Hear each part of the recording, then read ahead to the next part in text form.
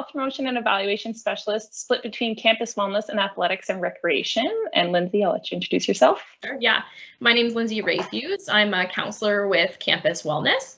I spend half of my time in our main location in Needles Hall, and I'm also an embedded counselor in engineering in the first year office.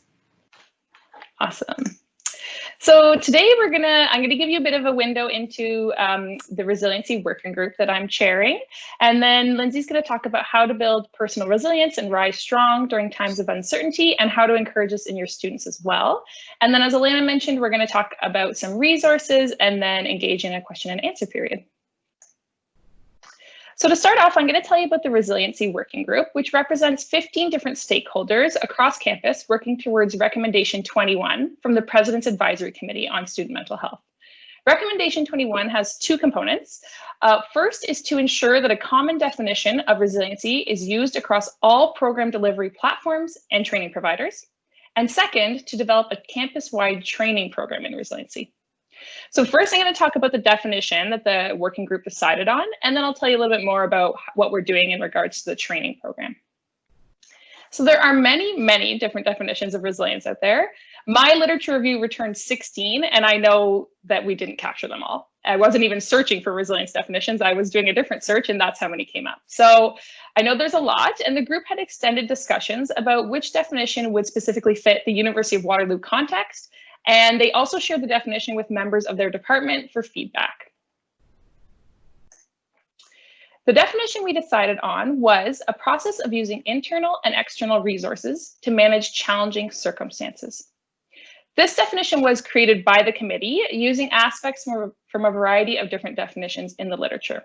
We really felt that none of the literature-based definitions we considered were succinct enough while also still capturing the essence of resilience that we wanted.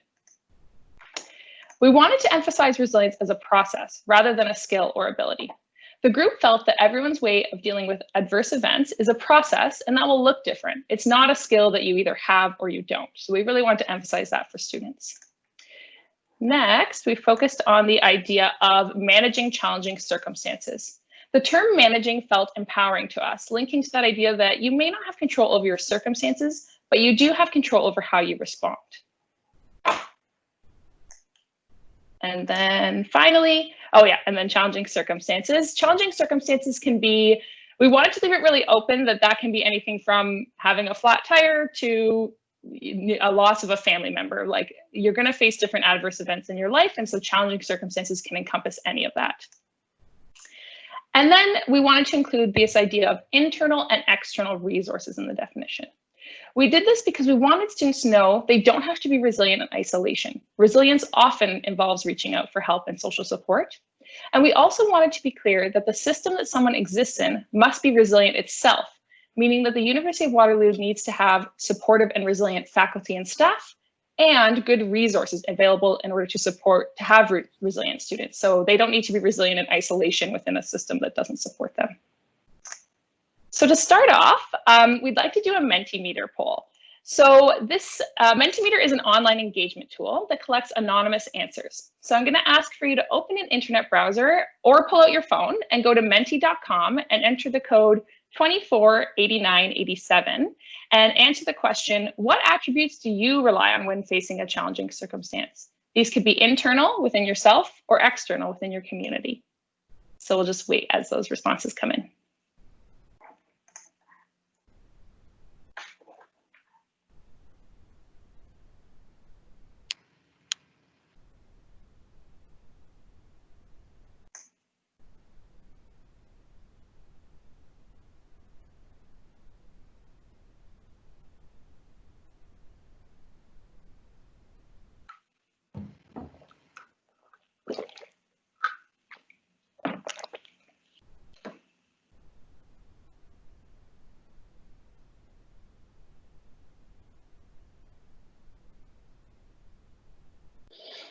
Great, so I'm already seeing like a mix of internal and external ones, having empathy, compassion, breathing, patience, but I'm also seeing family support, just general support, friends, faith,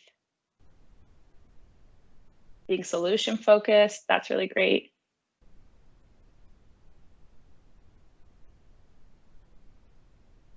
department values. So that's a good idea of sort of those guiding values that help you work through challenging circumstances. Maintaining perspective, that's a big one for resilience.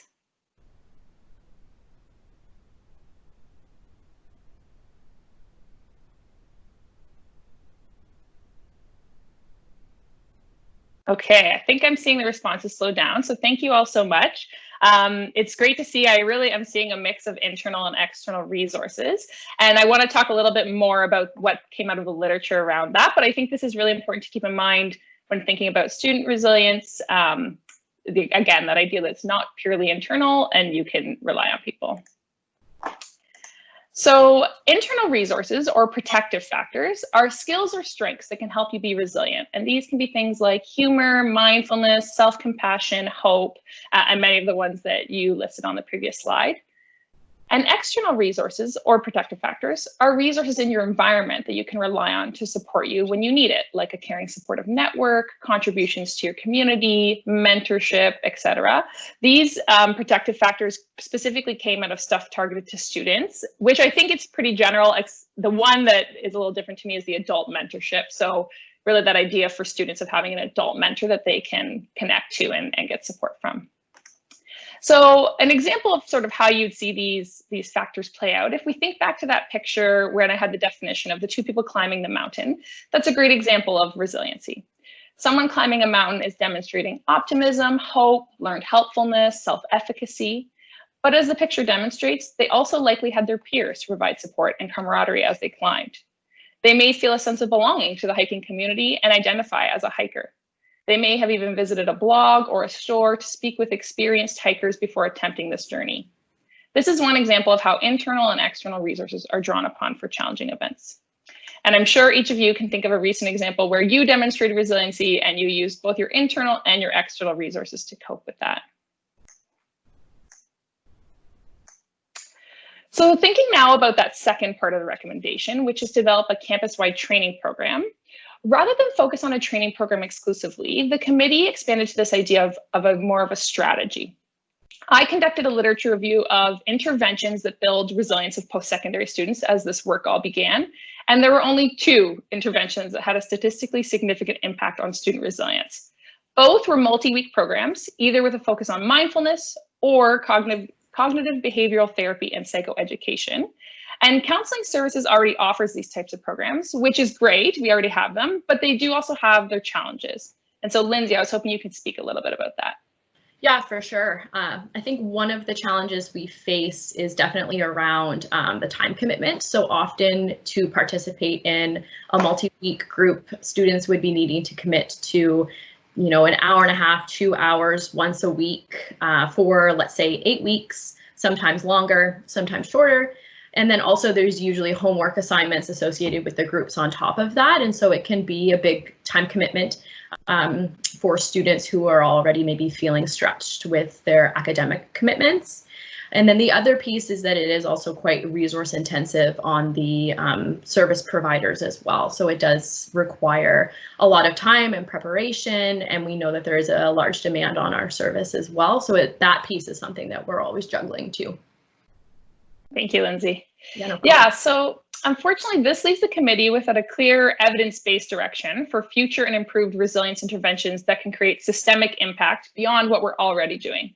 So we're starting to look at what other schools are doing to develop student resilience and to see if they have any strategies that we'd like to implement here. And in developing a strategy, we're considering the pillars of the Okanagan Charter for health promoting universities. And that means thinking about how resilience can be embedded in policy, how we can create supportive environments and cultures for resilience, and how we can reduce stigma by sharing stories of failure. So now that I've talked a bit about the Resiliency Working Group, the strategy and recommendation, Lindsay's going to tell us about different frameworks and actionable steps to improve our personal resilience. Great. So before we dive into talking about some of the different frameworks and strategies for developing individual resilience, I think it's important that we stop to talk a little bit first about self-care. And the analogy that we use when talking about this is the bucket. So you'll see that visual that we have there. Oftentimes things such as self-care, sleep, diet, exercise, Those sorts of things often get neglected or maybe forgotten about when we're thinking about resilience. But we need to keep those things in mind if we're going to consider how we can bounce back after failure or struggle. We need to kind of think about how we're keeping our buckets full. So I'll speak a little bit more to that. When we talk about the bucket, really we're thinking about your resources, your energy. What are you putting into your bucket to help keep yourself well-resourced? And what are the things that take from your bucket? So you'll see in the visual, we have some things that are taking from the bucket being training, work, school, stress. During times of COVID-19, maybe you're adding in homeschooling a young child or even just trying to work from home. Maybe you have a spouse or partner home with you as well. So we really want to keep in mind, what are the things that I'm doing on a day-to-day basis to continue to try and keep myself well-resourced, keep my bucket full, and what are the things that are maybe taking away from my bucket. I know for myself, I'm more introverted. So one of the things that I need to keep in mind when it comes to keeping my own bucket full is making sure that I have some alone time and time to myself, which is kind of difficult right now when we're at home, not able to maybe step away and get that time to ourselves. So I'm being quite mindful of that. It might be having my coffee out on the back deck by myself in the morning before I start my day, getting a little bit of time to myself. And Robbyn, I know we had a conversation about how you tend to be a bit more extroverted and how you're mindful of that as well. Do you want to share a little bit about your perspective? Yeah, I have definitely found, while video chats are not the same, if I have a video chat with a good friend or family member, I often end the call saying, you know, my cup or my bucket feels full, and it just feels really good for my soul. So that's really important. But also that time alone, I've actually found being in nature is so powerful for me during this time. It really just brings me back to feeling grounded and like, okay, you know what, the birds are still chirping, the leaves are still, you know, blooming and growing. So some things feel normal still. Absolutely. And so it's never going to be a perfect balance where your bucket is always full, but just keep in mind, what are those things I'm trying to do throughout the day that will try and keep that bucket a little bit on the full side, and then what are the things that are taking away? Because when things get thrown your way that perhaps you're not expecting, if your bucket is already, you know, at 25%, it's going to be more difficult to kind of cope and manage in that moment than say if that bucket is at, you know, 85 or even 90. So take some time throughout your day to be filling that bucket back up and trying to start your day well-resourced. So now we want to know what fills up your bucket. We want the opportunity to learn from you and for you to learn from each other. And there may be some great suggestions on here that we can all take away to implement. So as before, go to mentee.com and enter 248987 and let us know, how do you fill up your bucket? And as you're answering that question too, I just want to make note that we used the example of introversion and extroversion, and you saw that what filled up Robbyn's bucket and what filled my bucket maybe looked a little bit different. And it is going to really depend on your individual preferences. So maybe what is energizing to me might not be energizing to another person.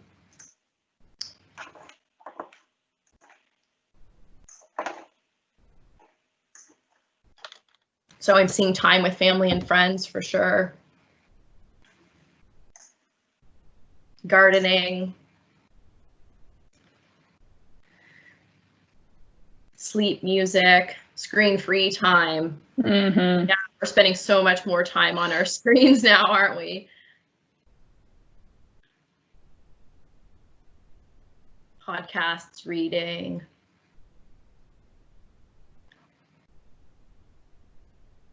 Routine, sleep.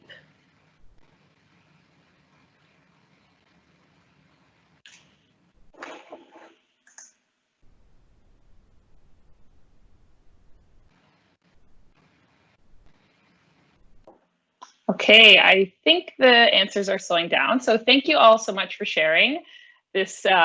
It's helpful to see different ideas and a good affirmation of the things that we're already doing. And I just want to add on to what Lindsay was saying and that idea of self-care and talk about the importance of networks of support. So in our current situation, we're definitely all demonstrating resilience as we have been faced with a challenging and uncertain situation, and it's more important than ever to draw on our assets. It's very valuable to have people in your network that you can reach out to for support and perspective. But I also really wanted to acknowledge that our network of support has changed and may not be able to support us in the way that they used to. So we really need to be kind to ourselves during this time. For example, I have a 2-year-old son, so my network of support includes childcare, grandparents who babysit, and friends with similarly aged kids who will play with my son. I calculated it. We've been in quarantine for roughly 75 days. So in a typical 75-day period, we would have had people babysit our son at least a few times, in addition to our regular daycare, and we would have met up with family friends, which means I would have had a break, time to myself, an opportunity to connect with other adults, but that's just not happening right now. And so I try to remind myself of these unusual circumstances whenever I'm too hard on myself about not being the best employee, mom, wife I could be. Likely, as Lindsay said, my bucket is not as full as it could be. So I don't think I'm alone in feeling this way, and would guess that each of you can think of your own situation like this where your ability to be supported or to support others has changed. And I just encourage you to be self-compassionate, which Lindsay will tell us more about later. For sure. Thanks, Robbyn. So before we dive into thinking about some of the different frameworks for helping ourselves and the university community be more resilient, I just want us to all keep in the back of our mind throughout this conversation that we're going to experience some sort of failure or struggle at some point in time. That is the inevitable piece here. And so just keeping in mind that we will be experiencing that, but if we can learn to fail well, so to speak, which I'm hoping some of these frameworks will assist with that, we're going to be able to bounce back quicker and hopefully live with a more resilient spirit. So we're going to start off by talking about some of the research by a woman named Carol Dweck. She looked at growth and fixed mindset. So I'll say a little bit more about her research and then dive into it. So essentially what Carol was seeing was that she was recognizing two groups of people. She was seeing one group of people that they were experiencing struggles and failures and setbacks, and they were really bouncing back quite well. They were modeling and showing the resiliency. And then she was seeing another group of students, their peers, facing some of the same challenges and obstacles and really just struggling to bounce back and having a really difficult time getting back up after some of those setbacks. And so she did some research to really try and understand why is it that there's a difference between these two groups. And so what she found was that there was a difference in their mindset. So we'll talk a little bit first about the fixed mindset. So the fixed mindset, people who demonstrate the fixed mindset view intelligence as static. So they want to be seen as intelligent, and therefore they avoid challenges. They may even give up easy in the face of obstacles. They see effort as fruitless. They sometimes ignore useful negative feedback, so criticisms or shortcomings, because that is evidence to them that they don't have it. So it reinforces that message that they are unintelligent because they see it as static. They feel threatened by the success of others, and as a result of some of those fixed thoughts and actions, they do tend to plateau earlier than their growth mindset peers, and they tend to achieve less than their full potential. Those with a growth mindset tend to see intelligence and their skills as something that can be developed and grown over time. So it does tend to lead to more of a desire to learn, and therefore they're more likely to embrace challenges and persist in the face of setbacks. They see effort as the path to mastery, and they want to learn from their criticisms and some of the negative feedback that they may be getting. They actually find inspiration in the success of others because they see that they themselves could also potentially achieve that. And as a result of the thoughts and actions that they have, they are more likely to reach higher levels of achievement. They embrace challenge and they embrace change and see that as an opportunity. So in thinking about those two mindsets, something else that's important to keep in mind is that the mindsets are not static. So what I mean by that is if you notice that you have a fixed mindset when it comes to one area of life, it's possible that you could have a growth mindset in another. So what I'll often see in my work with students is that they may have a fixed mindset around their academics, but when it comes to soccer or playing guitar or one of their hobbies, they have more of a growth mindset. So I find that that can sometimes be somewhat motivating or inspiring to them because they know they have the ability to think in more of that growth mindset way. So we can begin to work toward developing more of a growth mindset. And I think if we practice it individually, we can encourage it in the people around us. We'll be more likely to be able to identify when a colleague or a student or a friend is maybe stuck in a fixed mindset. And we're hoping that one of the exercises that we're going to walk through today with you will help you to be able to identify your own fixed mindset, but then I hope it would also help you in your interactions with others as well. So this slide that we have here walks through the steps of building a growth mindset and shifting from that fixed mindset. We are going to go through an exercise that speaks to these a little bit more, but I just wanted to bring this up first. So learning to hear that fixed mindset voice, recognizing that you do have a choice, talking back with a growth mindset voice, and taking a growth mindset action. So we are actually going to do an exercise with Mentimeter again. And what we'll ask you to do is just think a little bit about an example of what your fixed mindset looks like, sounds like. If you can't think of an example of your own, maybe it's your partner's or a coworker or a student. And we're just going to walk through some of these steps together.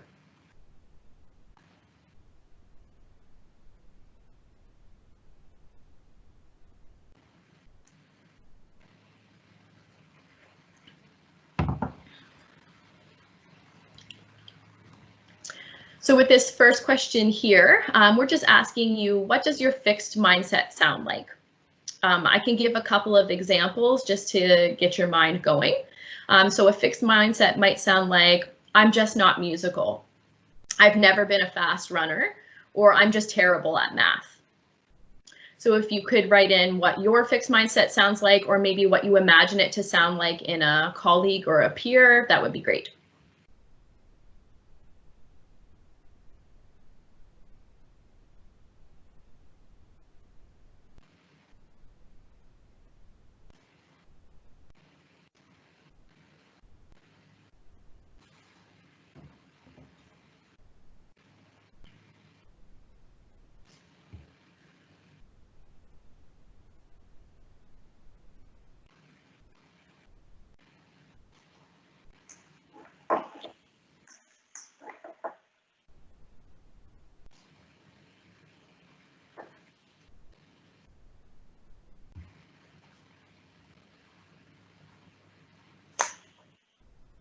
I'm wondering if it's not working. Because it had told me it wasn't active. I thought I activated it, but I'm not seeing any responses come through. Could someone write in the chat if they are having issues? Okay, so I see that someone has said that they have put a few through, but they're not coming. They're not coming through. Okay. I may have another solution. Okay. Hang with me, everybody. I am going to change what screen I'm sharing. Okay. Can everyone see that now? Perfect. Okay. Thanks, Robbyn. Yeah, no problem.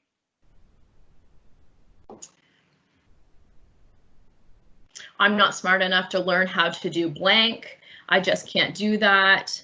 I can't do it as well as they can.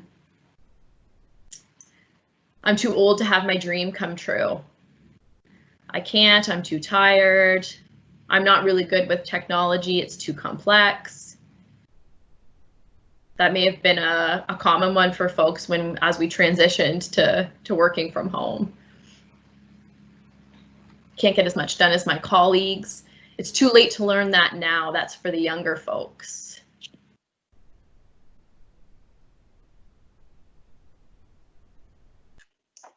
Yeah, I'm seeing a lot of really great examples here. Great. Okay, we'll move to the next one. Oops, yeah. Sorry. No worries. Having some technical difficulties with the Mentimeter here. Let me see if I can.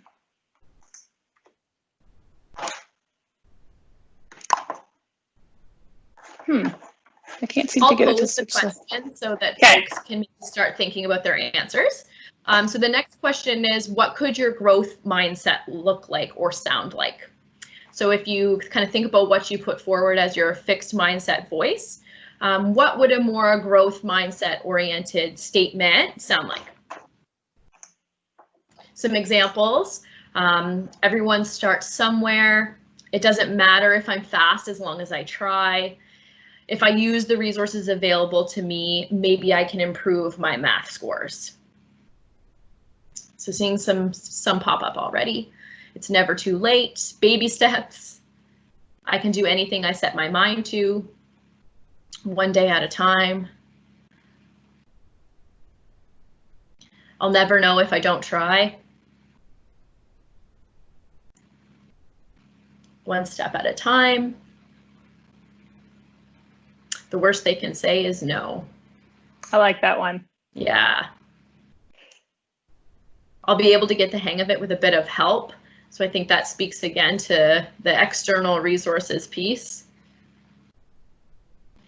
You miss 100% of the shots you don't take.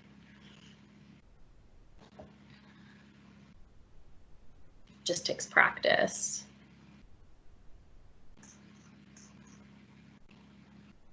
Yeah, so seeing a lot of really great answers here as well.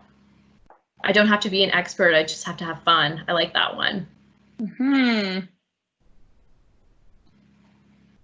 These are all so great. It's such good things we forget to tell ourselves, so it's nice to see it written here. Absolutely. Okay, I will shut down my screen sharing, switch to the next question, and let you introduce it. Okay, perfect. So the next question we have is what's one action that you could take toward the growth mindset? So now that we've talked about what it sounds like, what's it actually look like in practice? So for example, it could be, I'm going to take that music class that I've always said I'm going to, but never really did. I'm going to just try going for a run this week and see how it goes. I'm going to do my math homework and ask my professor for help. Think Nike, just do it.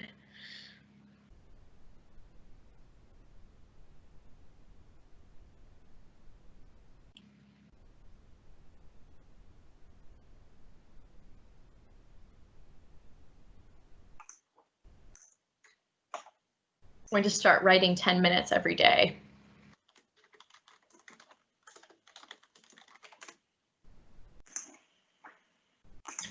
See, making a plan and dividing things into small goals and doing their best. Do, reflect, learn, redo, reflect, learn. The 5-second rule.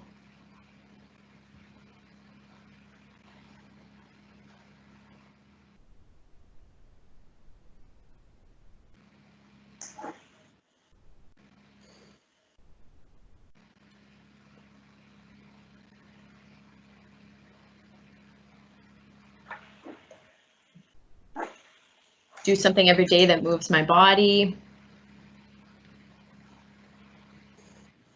Think again before I say no. So again, seeing some really great actions to line up with that growth mindset voice. So just to recap those steps of shifting from the fixed to the growth mindset, you're just learning to hear that fixed mindset voice, asking yourself what that growth mindset looks like, what it sounds like, and then trying to take an action that's more in line with the growth mindset.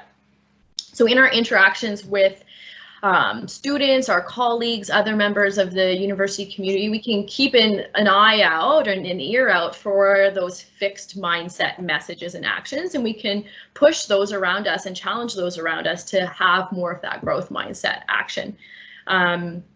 Ask growth mindset questions and model it in your own work as well. And I think that we're more likely to challenge our own fixed mindset messages when we see other people around us living more of a growth mindset. All right. So from growth mindset, we're going to move on to talking a little bit about rising strong. So another framework to think about when we're considering building a more resilient mindset. So it comes from Brené Brown's work. I'm sure many of you are familiar with Brené Brown. In her book, Rising Strong, she talks about a 3-step process, the Rising Strong process, that can help us reframe our experiences, our stories, and live more authentically and get back up after failure. So the 3 phases of the Rising Strong process are what I would kind of refer to as the 3 R's. So the reckoning, the rumble, and the revolution. She talks about how when we experience a failure, our primitive brain takes over. So our emotions start to drive the story that we're telling ourselves about the failure. She has a very loving name for this story. I'm going to call it the sucky first draft, but you can probably imagine her name for it. Through her research, she has found that resilient people are more likely to practice mindfulness in moments of struggle and failure. They're more likely to slow down and engage in this reckoning, rumble, and revolution process that I'm going to walk us through now. So the first step is the reckoning. This is where we're starting to calm down in a moment of failure, struggle, setback, or challenge. Take a deep breath and ask ourselves, what's happening right now? What button is being pushed for me? We start to kind of get curious about the story that we're telling ourselves about the failure. She would say this is the part where we're starting to walk into our story and get curious about it without judgment. So just walking into the story that we're telling ourselves about that failure or struggle. The next step is the rumble. So she would say that this is where we're beginning to own our story. We're getting honest about what we're telling ourselves with the sucky first draft, trying to step out of the narrative and begin to question it a bit. Challenge it, look for inaccuracies, try to keep in mind what emotions might be driving that narrative. This is the part of the process that she says can feel really vulnerable and uncomfortable, but it's important that we don't skip over this part because this is where a lot of the really major learning comes from. Resilient people are more likely to dive into this sucky first draft and get really kind of into the thick of it in this rumble process. So what needs to change if I'm going to lead a more wholehearted life and reach my full potential would be a question that Brené would ask during this rumble process. And then the final step, the revolution, this is where we're rewriting our story, rewriting our sucky first draft. So we are owning the emotions and writing a different ending to the story based on the learnings that we have come up with through that rumbling process. The story that we want to tell ourselves that's more in line with how we want to live our lives. One that's more authentically us and more in touch with some more vulnerable parts of our lives. Robbyn and I have been talking lately about Brené Brown's podcast, Unlocking Us. We each have been watching bits and pieces of it here and there. And I know we were talking recently about the episode on comparative suffering that she spoke a little bit about what we're all experiencing amidst COVID-19. Was there anything around that, Robbyn, that you wanted to reflect on? Yeah, I think she did a really good job starting off with normalizing that we have all reached a stage of being a bit weary in this time in the pandemic. She was talking about how when there's a crisis of any kind, but speaking specifically about COVID, you react with adrenaline, and we were all sort of hyped up at getting used to this new transition and making it happen, and now the adrenaline has worn off, and so we're all sort of faced with the reality that our normal doesn't look the same anymore, and we're just trying to cope with that. And it felt helpful to hear it normalized, and then just for her to give some tips. For sure.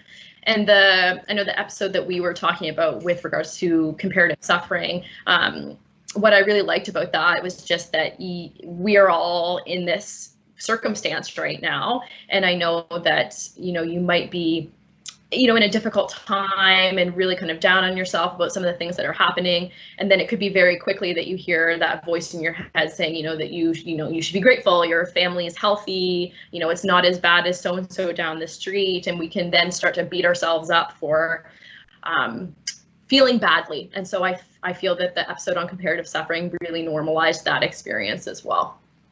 Mm-hmm. And since we are kind of on the topic of COVID-19, where I would like to take a little bit of time to talk specifically about resilience in the pandemic. We are all experiencing the pandemic, and we're likely all experiencing new struggles that are coming from it as well. So working from home, maybe you're homeschooling, myself and Robbyn caring for little kids at home as well. You might be missing your family and friends, and you might even be worried about a family member who's more vulnerable or more sick.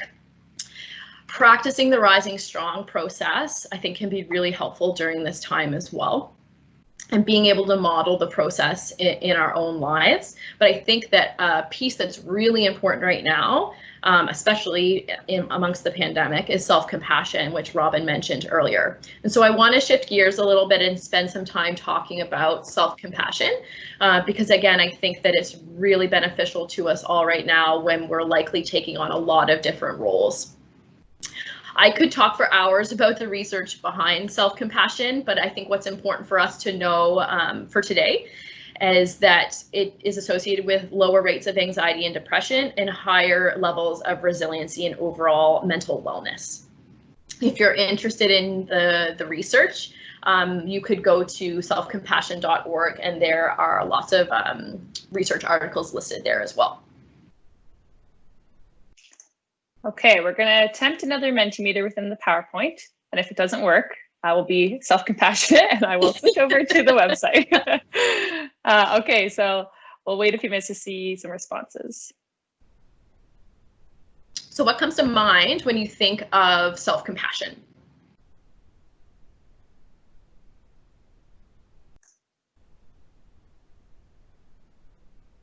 Woo, we got some responses. Yay!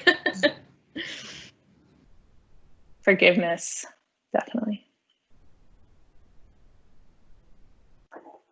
Having understanding, no judgment.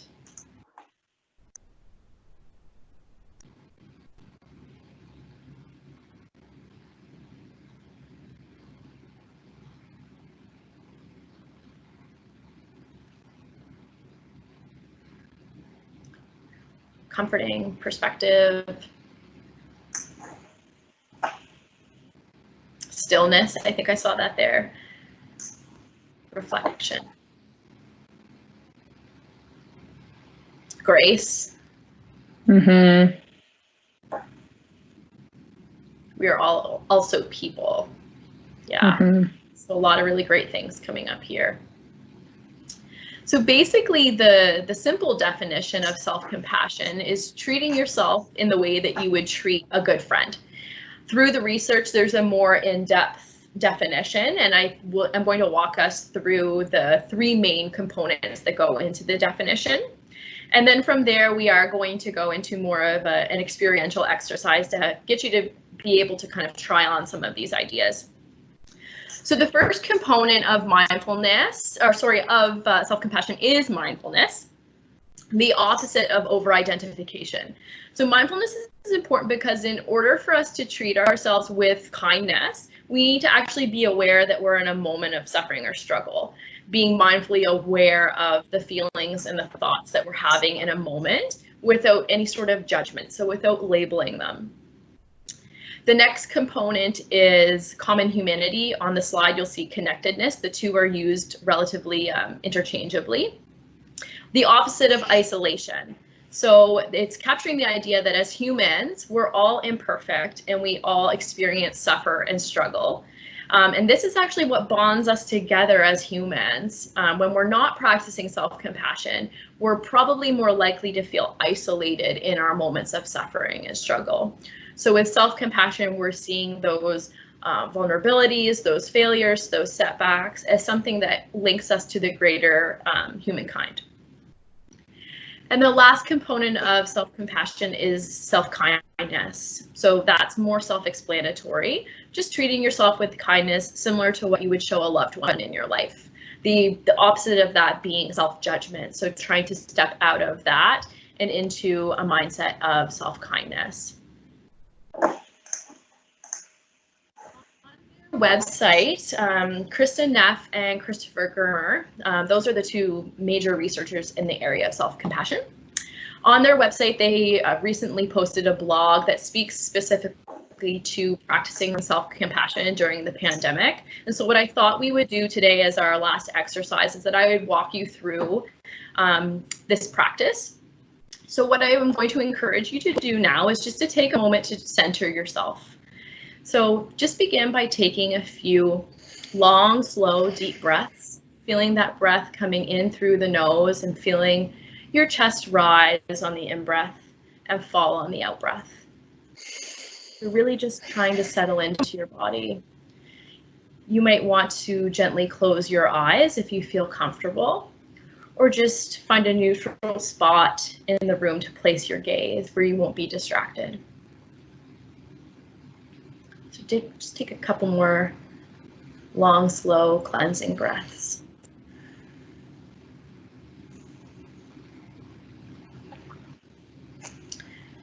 Now I want you to become aware of how you're feeling about the virus. Are you feeling anxious, disheartened, maybe a little confused or uncertain? Can you feel that in your body? And if so, where do you feel it? If you can feel that somewhere in your body, try to bring your attention into that area. We're not labeling or judging it, we're just taking note of it.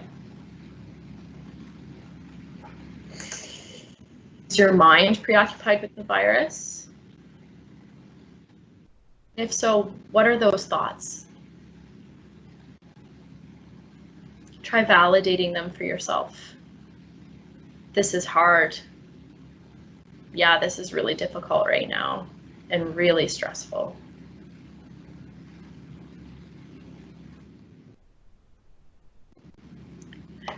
When you hear the news of people struggling with the virus, can you allow yourself this to enhance your sense of being part of a global family rather than feeling separate?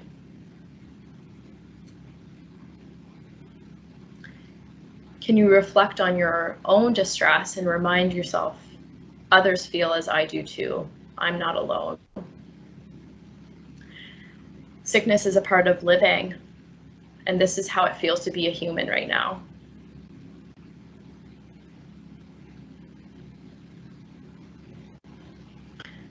Part of offering ourselves kindness often involves offering a soothing touch or a physical reminder to bring kindness to our experience. You may wish to try your hand on your heart, try placing it in a soothing place, just as a gentle reminder to bring kindness to yourself.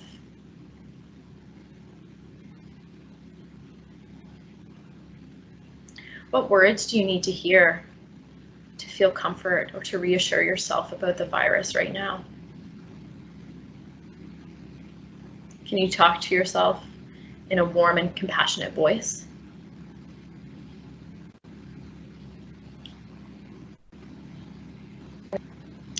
What actions do you need to take to protect yourself or to provide for yourself? Can you encourage yourself to take those steps in a supportive manner? Offer yourself those words of kindness and soothing touch. And try and soak those feelings in, noticing how your body feels when it's receiving compassion in this way, through those words and in that comforting touch. Just take a moment to soak that compassion in.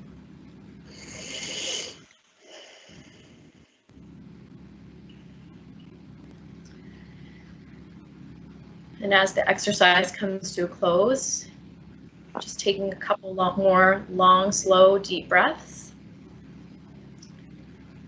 And then opening your eyes and bringing yourself back to the room.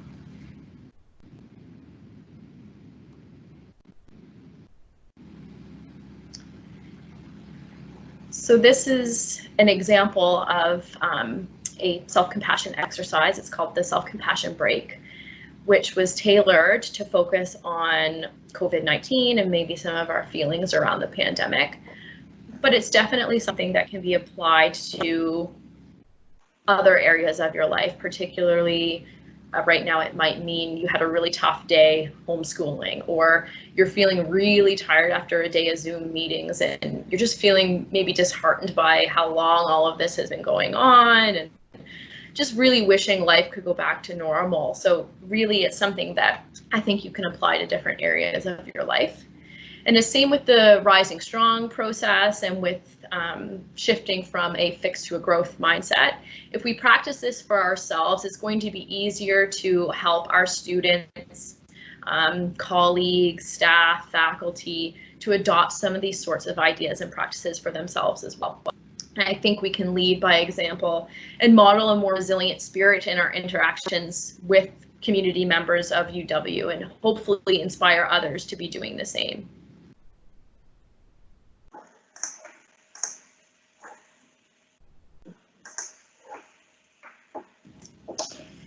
These are some of the resources of the topics that we cover today. I believe Alana has been posting in the chat as well throughout our presentation. And we'll make sure that the slides are available to you after the fact as well.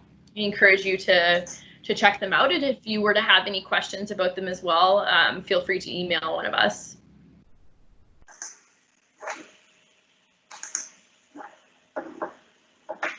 All right.